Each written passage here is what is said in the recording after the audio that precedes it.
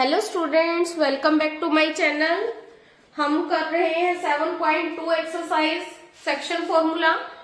Last class में मैंने आपको इसका फॉर्मूला कैसे ऑब्टेन होता है, फॉर्मूले को डिराइव करना सिखा दिया था। उसकी डेरिवेशन मैंने आपको कंप्लीटली बताई थी। आज हम इसके क्वेश्चन स्टार्ट करेंगे।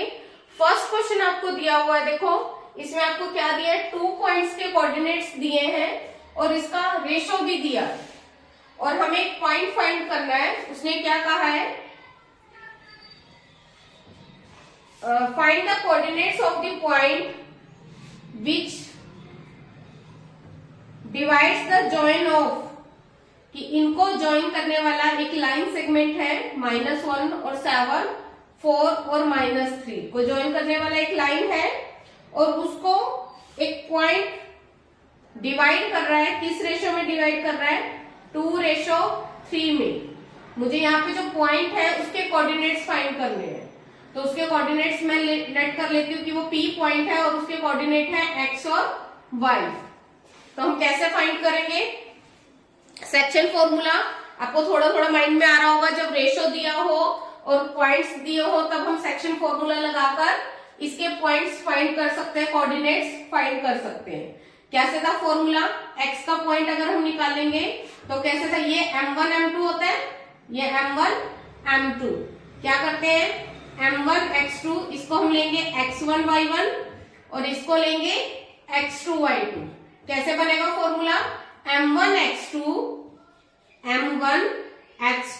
Plus m2 x1। याद रखना, जब x की वैल्यू निकालनी है तो सारे x के पॉइंट रहेंगे, y को कोई पॉइंट नहीं लेंगे। अपोन में क्या था, m1 प्लस m2। अब ये देखो, ये इंटरनली होता है कि इंटरनली में हम कौन सा साइन डालेंगे, दोनों प्लेस पर प्लस का। अगर यहाँ पे एक्सटर्नली होता कि ये जो पॉइंट है वो इसको एक्सटर्नली डिवाइड कर रहा है, तो यहाँ पे दोनों प्लेस पर क्या आ जाएगा, माइनस। y का फॉर्मूला क्या रहेगा, m1y2 प्लस m2y1 अपॉन में m1 प्लस m2। अब जो पॉइंट्स आपको दिए हैं उनके अकॉर्डिंग हम सोल्व करेंगे x और y की वैल्यू। m1 का इसमें अगर आपने पुट करना है, पुट कर दो इसको x1 y1, ये x2 y2 और यहाँ पर m1 m2। और हर क्वेश्चन में आप फॉर्मूला जरूर मेंशन करोगे। m1 की वैल्यू कितनी है, 2 मल्टीप्लाई x2 की वैल्यू कितनी है, 4, फिर प्लस m2 की वैल्यू 3 और x1 की वैल्यू -1 अपॉन में m1 प्लस m2, 2 प्लस 3।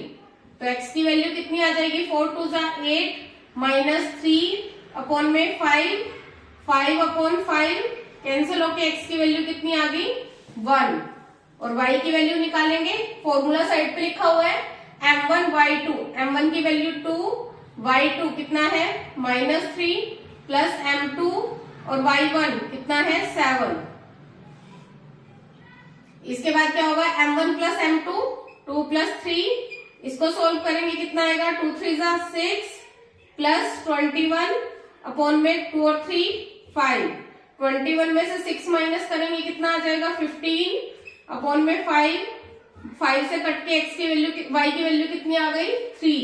तो जो कोऑर्डिनेट हमने निकालने थे, p के कोऑर्डिनेट्स क्या निकाले हमने, x का पॉइंट 1 और y का पॉइंट 3। ये क्या मिल गया इसका answer, this point divide the line joining of this points in the ratio 2:3। Clear है, करो नोट डाउन। बहुत इजी है, अगर आपको फॉर्मूला समझ में आ जाता है तो कुछ भी मुश्किल नहीं है इसमें।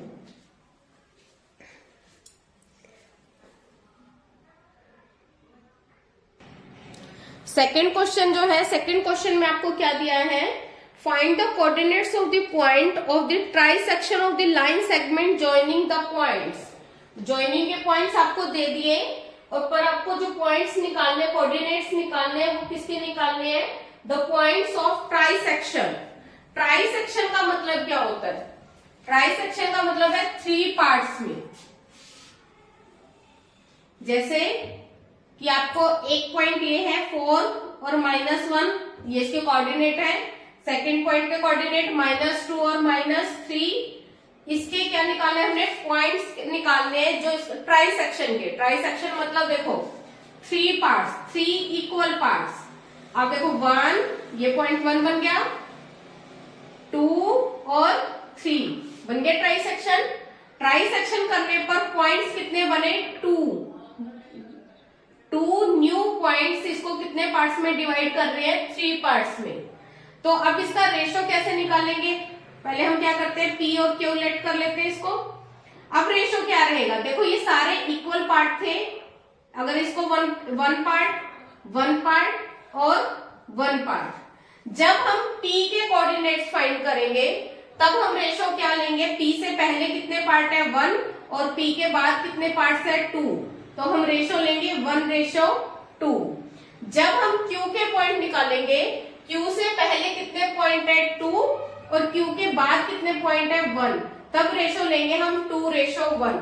मतलब ये क्वेश्चन 2 टाइम्स सोल्व होगा, एक बार 1:2 से और एक बार 2:1 से। तो जैसे हमने P के पॉइंट्स ले लिए X और Y,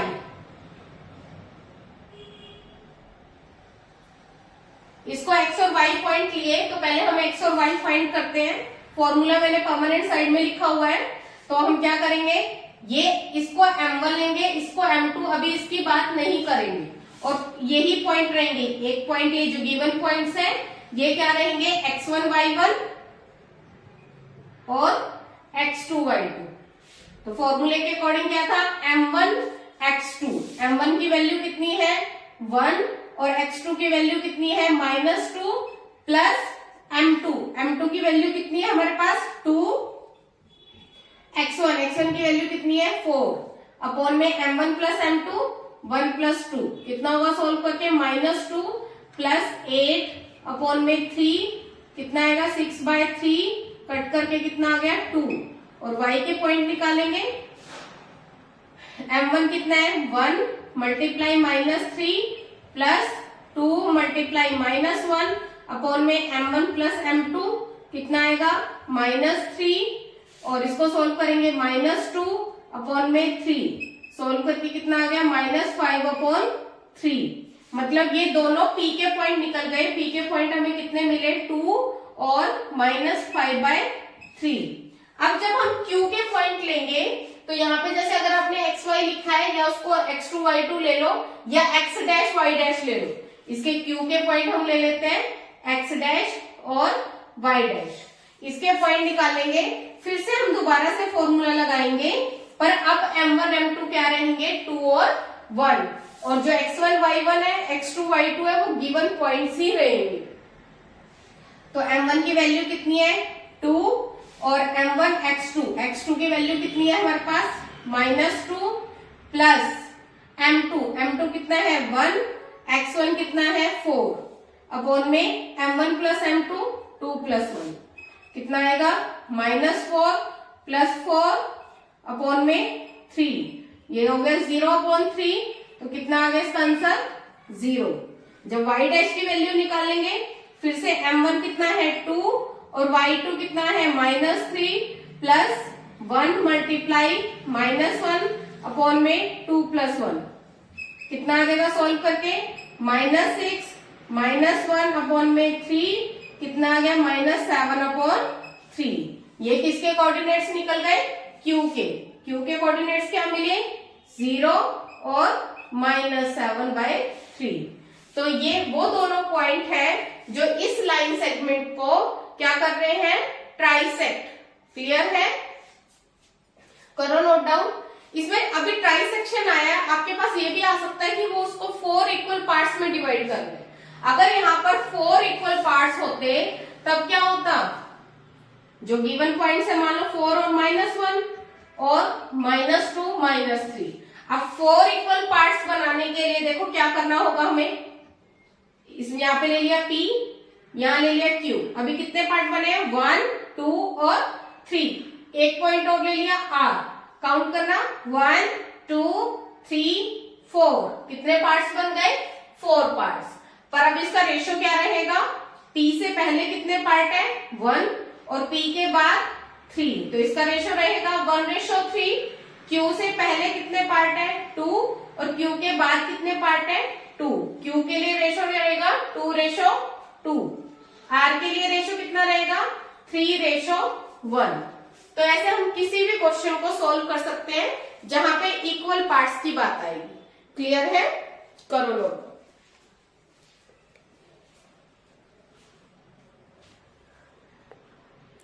please like share and subscribe. Thank you.